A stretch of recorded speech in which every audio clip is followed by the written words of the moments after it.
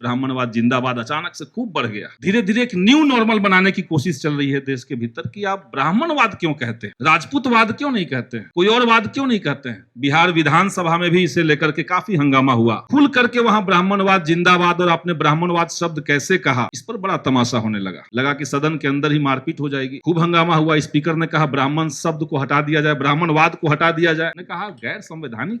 Baba Saheb Bhimrao Ambedkar annihilation of caste की जब बात करते हैं तो वो तो ब्राह्मणिज्म शब्द बार बार इस्तेमाल करते हैं। और ठीक उसी समय डिप्टी सीएम जो बिहार के हैं, भाजपा के हैं, विजय सिन्हा जी, वो खड़ा होकर के कहे कि हम भूमिहार ब्राह्मण हैं और बिहार के मुजफ्फरपुर में जब हम छात्र जीवन में पढ़ने गए थे तो हमारे साथ भी तो रैगिंग हुआ था, तो ये तो किसी के साथ हो सकता है, आप क्यों कास्ट को जोड़ के देखते हैं। हमने वहीं पे कहा कि आप गर्व से सदन के अंदर अपने आप को भूमिहार ब्राह्मण कह ले रहे हैं, क्या इतना ही गर्व से कोई दलित सदन के अंदर कह पाता है? और अगर वो कह देगा तो क्या आपका नाक भौं सिकुड़ नहीं जाएगा? यहाँ जातिवाद है। और आज कैंपसेस के अंदर कास्ट डिस्क्रिमिनेशन को लेकर के, कास्ट एट्रोसिटी को लेकर के अगर कोई कानून बन रहा है तब क्यों विरोध कर रहे हैं आप लोग? बात होने दीजिए उस पर। लड़ने के लिए और लाइब्रेरी में जो मशीन लगाया जा रहा था, उस आंदोलन को लीड करने के लिए जिनको रेस्ट्रिकेट किया गया है, सस्पेंड किया गया है, और साथ ही साथ एक्स जेएनयू स्टूडेंट यूनियन के प्रेसिडेंट को भी हमने सुना कि उसको भी इस वाइस चांसलर ने सजा दी है। और जेएनयू के तमाम साथी जो इस संघर्ष को मजबूती से आगे बढ़ा रहे हैं, जेएनयू के संघर्ष की लिगेसी को जो आगे बढ़ा रहे हैं, आप सबको हम सलाम करते हैं, सभी को धन्यवाद कहते हैं। सामाजिक न्याय के ऊपर आज यहां पर चर्चा हो रही है और यूजीसी इक्विटी रेगुलेशन हाल में पूरे देश के अंदर एक मुद्दा बना हुआ है। और कल बिहार के अंदर भी, बिहार विधानसभा में भी इसे लेकर के काफी हंगामा हुआ। वहां एक प्रस्ताव लेकर के हम आए थे और हमने कहा था कि जो शेड्यूल काम पहले से असेंबली के अंदर है उसको रोक करके बिहार सरकार इस पर चर्चा करे, क्योंकि बिहार में और देश के सभी विश्वविद्यालयों के अंदर जिस तरीके से कास्टिज्म है, कास्ट एट्रोसिटी है, भेदभाव है, उसको रोकने के लिए अगर कोई कानून आ रहा है तो उस पर चर्चा होनी चाहिए। यही बात हमने कही थी। हमने कहा कि यूजीसी ने जो रेगुलेशन लाया वो तो कोई विपक्ष के मांग पे आया नहीं था, वो तो खुद यूजीसी का संसदीय पैनल को दिया हुआ, सुप्रीम कोर्ट में जमा किया हुआ एक आंकड़ा था जिसके ऊपर ये रेगुलेशन आया। लेकिन अनफॉर्चुनेट है कि ब्राह्मणवादी मानसिकता के एक जबरदस्त आक्रोश के चलते, आंदोलन के चलते, और उस आंदोलन के पीछे कौन लोग थे हम लोग जानते हैं, उसके चलते एक दबाव बना, सरकार बैकफुट पे गई, या पहले से जाना तय था, और सुप्रीम कोर्ट ने उस पर रोक लगा दी। तो जिस तरीके से तेलंगाना और कर्नाटका की दो सरकारों ने कहा है कि उसके आधार पर अगर सुप्रीम कोर्ट ने रोक लगा दी तो उसके आधार पर उन्होंने संज्ञान लिया है कि रोहित वेमुला एक्ट को हम लोग अपने स्टेट में इंट्रोड्यूस कर सकते हैं। हमने कहा बिहार के अंदर भी इस तरह से हो सकता है। अगर सुप्रीम कोर्ट ने रोक लगा दी, शिक्षा जो है, यूनिवर्सिटी कॉलेज जो है वो समवर्ती सूची में है, उसमें स्टेट भी अपना पॉलिसी तय कर सकता है। तो इस लिहाज से उसमें असेंबली में चर्चा होनी चाहिए थी। ये जब हमने बात रखी तो जिस तरीके से, जैसे पूर्व के कई वक्ताओं ने कहा कि जैसे ब्राह्मणवाद समूची ताकत इकट्ठा करके, जैसे उनको लग रहा है कि दिया बुझने वाला है इसलिए ज्यादा भभकेंगे, खुल करके वहां ब्राह्मणवाद जिंदाबाद और आपने ब्राह्मणवाद शब्द कैसे कहा, इस पर बड़ा तमाशा होने लगा कि सदन के अंदर ही मारपीट हो जाएगी। खूब हंगामा हुआ, स्पीकर ने कहा ब्राह्मण शब्द को हटा दिया जाए, ब्राह्मणवाद को हटा दिया जाए। और ठीक उसी समय डिप्टी सीएम जो बिहार के हैं, भाजपा के हैं, विजय सिन्हा जी, वो खड़ा होकर के कहे कि हम भूमिहार ब्राह्मण हैं और बिहार के मुजफ्फरपुर में जब हम छात्र जीवन में पढ़ने गए थे तो हमारे साथ भी तो रैगिंग हुआ था, तो ये तो किसी के साथ हो सकता है, आप क्यों कास्ट को जोड़ के देखते हैं। हमने वहीं पे कहा कि आप गर्व से सदन के अंदर अपने आप को भूमिहार ब्राह्मण कह ले रहे हैं, क्या इतना ही गर्व से कोई दलित सदन के अंदर कह पाता है? और अगर वो कह देगा तो क्या आपका नाक भौं सिकुड़ नहीं जाएगा? यहां जातिवाद है। और जिस रैगिंग से आप तबाह थे उसके खिलाफ तो कानून बना, किसी ने विरोध नहीं किया। और आज कैंपसेस के अंदर कास्ट डिस्क्रिमिनेशन को लेकर के, कास्ट एट्रोसिटी को लेकर के अगर कोई कानून बन रहा है तब क्यों विरोध कर रहे हैं आप लोग? बात होने दीजिए उस पर। फिर भाजपा में इस बार तो बिहार का विधानसभा का बनावट आप लोग जानते हैं।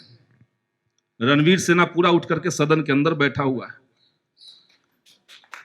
उसमें एक भाजपा के व्यक्ति ने खड़ा होकर के कहा कि हमारे ब्राह्मणों का तो पैर धो करके कृष्ण भी पीते थे। आप ब्राह्मण के खिलाफ बोल रहे हैं? ब्राह्मण नहीं होगा तो किसी की शादी नहीं होगी, ब्राह्मण नहीं होगा तो किसी का श्राद्ध नहीं होगा। हमने कहा ये नियम बनाया किसने? आप ही लोग तो बनाए। और कौन करा कि शादी नहीं होगा, श्राद्ध नहीं होगा? सब होगा, सब होता ही है। तो खैर, ये बिहार के अंदर, देश के अंदर ब्राह्मणवाद जिंदाबाद जो नारा लगा, दिल्ली में भी, पटना में भी कई जगह पे हमने देखा कि ब्राह्मणवाद जिंदाबाद अचानक से खूब बढ़ गया। और लोग जो हैं धीरे धीरे एक न्यू नॉर्मल बनाने की कोशिश चल रही है देश के भीतर कि आप ब्राह्मणवाद क्यों कहते हैं, राजपूतवाद क्यों नहीं कहते हैं, कोई और वाद क्यों नहीं कहते हैं? तो आप मनुवादियों को ब्राह्मणवाद कहते हैं, बस इसलिए हमें बुरा लगता है। ये गैर संवैधानिक है, इसलिए स्पीकर ने कहा कि इसको हटा दीजिए। हमने कहा गैर संवैधानिक? Baba Saheb Bhimrao Ambedkar annihilation of caste की जब बात करते हैं तो वो तो ब्राह्मणिज्म शब्द बार बार इस्तेमाल करते हैं। भारत का इतिहास, अब तक का जो इतिहास है वो बुद्धिज्म और ब्राह्मणिज्म के कॉन्ट्रडिक्शन का इतिहास है। वो कहते हैं दो एनिमी जो है वो ब्राह्मणिज्म और कैपिटलिज्म है, ये भी वो कहते हैं। तो इसलिए ब्राह्मण से उनको दिक्कत नहीं है। ब्राह्मण कोई कह सकता है, गर्व से कह सकता है, लड़ सकता है, लेकिन ब्राह्मणवाद मत कहिए। और कैंपसेस के अंदर किस तरीके से जातिवाद रहता है, जातिवाद लागू होता है, वो जेएनयू के दिनों में भी हम लोग देखे। जेएनयू वो लिगेसी रखता है देश के अंदर, सामाजिक न्याय के मुद्दे पर संघर्ष की वो लिगेसी जेएनयू रखता है कि जब पूरे देश के अंदर ओबीसी आरक्षण लागू नहीं था, 2007 में ओबीसी आरक्षण लागू हुआ। जेएनयू 1992 से अपने यहां ओबीसी आरक्षण तरीके से लागू करके रखा हुआ था। यह जेएनयू स्टूडेंट यूनियन की लेगेसी है। जिस साल मेरा दाखिला जेएनयू के अंदर हुआ, 2007 में मैं यहां मास्टर्स का स्टूडेंट स्कूल ऑफ लैंग्वेज में आया था, तो उस समय ओबीसी आरक्षण 27% लागू नहीं था। लेकिन जेएनयू में ओबीसी को 5 अंक मिलते थे। और ओबीसी सर्टिफिकेट चूंकि हम लेके नहीं आए थे तो हमें घर जाना पड़ा, क्योंकि 5 नंबर हटाने के बाद हम मेरिट से बाहर चले गए थे। तो उस समय जेएनयू में ओबीसी आरक्षण लागू था। अभी जो वाइस चांसलर कह रही हैं, या जो संघ गिरोह कहता है कि सीयूईटी आने के बाद ओबीसी आरक्षण लागू हुआ है, इससे ज्यादा हास्यास्पद बात और क्या हो सकती है? 2007 के बाद जब ओबीसी आरक्षण लागू हुआ, ये कैंपस गवाह है, न केवल जेएनयू के अंदर बल्कि देश के सभी विश्वविद्यालयों में ओबीसी आरक्षण ठीक से लागू कैसे होगा, उसकी लड़ाई का नेतृत्व जेएनयू स्टूडेंट यूनियन ने किया था। 2008, 2009, 2010 ये 3 साल जो कैंपस के अंदर जो पुराने छात्र होंगे वो जानते होंगे, उस समय सुप्रीम कोर्ट के आरक्षण के फैसले को जेएनयू के वाइस चांसलर ने गलत तरीके से इंटरप्रेट किया, उसकी व्याख्या गलत कर दी। और जो 27% आरक्षण लागू होना चाहिए था, जेएनयू में उस समय 3 फेज में चूंकि आरक्षण लागू हुआ था, लोबियाल सर हमारे हर आंदोलन में रहते थे, उस समय जेएनयू में 16% से ज्यादा ओबीसी बढ़ता नहीं था। तो मामला था गलत व्याख्या की। प्रशासन लग करके कट ऑफ की गलत व्याख्या करता रहा। जनरल कैंडिडेट जो होंगे, जनरल कैटेगरी के जो कैंडिडेट थे, उनके लिए प्रशासन 40 नंबर तक आता था कट ऑफ के अंदर। अगर सीट अवेलेबल है तो 40 नंबर तक जाकर के देखेंगे, अगर वो उसमें आ गया तो उसका एडमिशन तय है। लेकिन अगर कोई ओबीसी है और जनरल 70 पे कट ऑफ गया है तो ओबीसी को 60 नंबर तक ही लॉक कर देंगे, उसके नीचे नहीं आएंगे, जिसके चलते सीटें नहीं भरती थी। 3 साल वो लड़ाई लड़ा गया। जेएनयू में एड ब्लॉक पे कई आंदोलन हुए, 5-7 तो भूख हड़ताल हुआ। फाइनली हाई कोर्ट में और सुप्रीम कोर्ट में जाकर के हम लोग जीते। उसके बाद देश भर के विश्वविद्यालयों में ओबीसी आरक्षण ठीक तरीके से लागू होना शुरू हुआ। तो उस लड़ाई की लेगेसी जेएनयू स्टूडेंट यूनियन के पास। और आज भी हम देख रहे हैं कि जिस तरीके से जेएनयू इन तमाम मुद्दों के खिलाफ, तमाम साजिशों के खिलाफ जो आज सत्ता की तरफ से चल रहा है, आज लड़ रहा है, तो हमें गर्व होता है जेएनयू की उस लेगेसी का एक हिस्सा होने के नाते।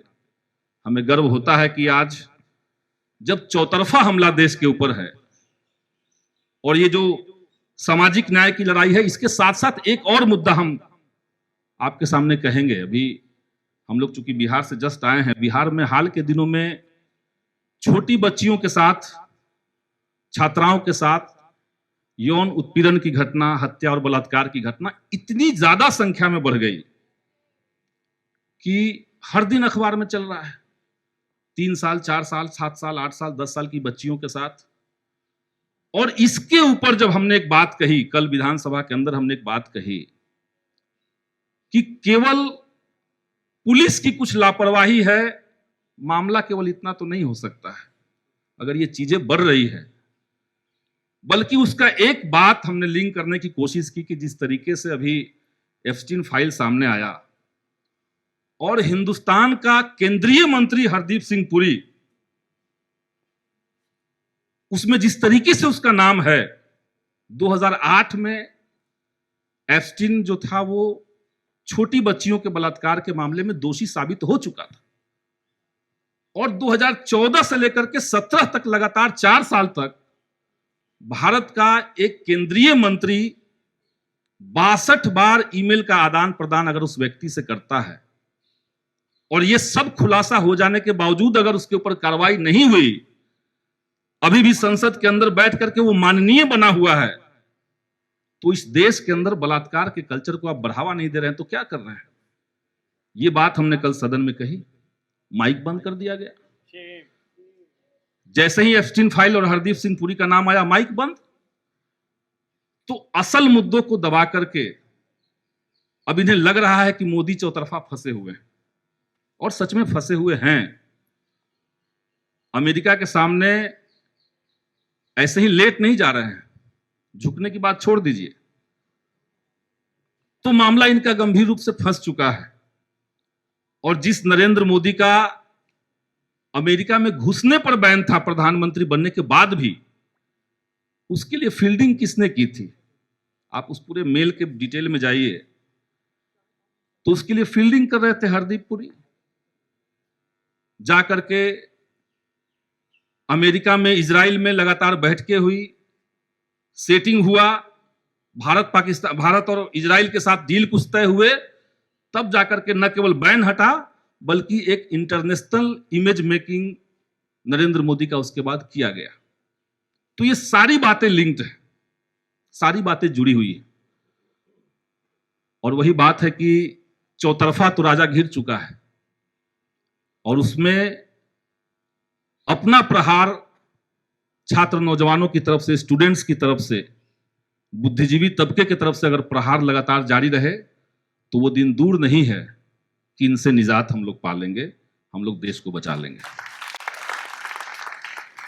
साथ ही साथ जेएनयू छात्र संघ के आने वाले समय में जो आंदोलन है वाइस चांसलर को लेकर के, हम लोग जब जेएनयू छोड़ रहे थे 2016 में, तो उस समय जो वाइस चांसलर नए नए आए थे तो हमें लगा सबसे घटिया वाइस चांसलर तो यही होगा।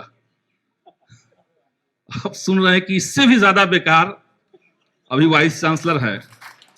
और इस तरह के अनडेमोक्रेटिक जो लोग होते हैं उनके साथ एक खासियत जरूर होती है, वो अनिवार्य रूप से करप्ट होते हैं।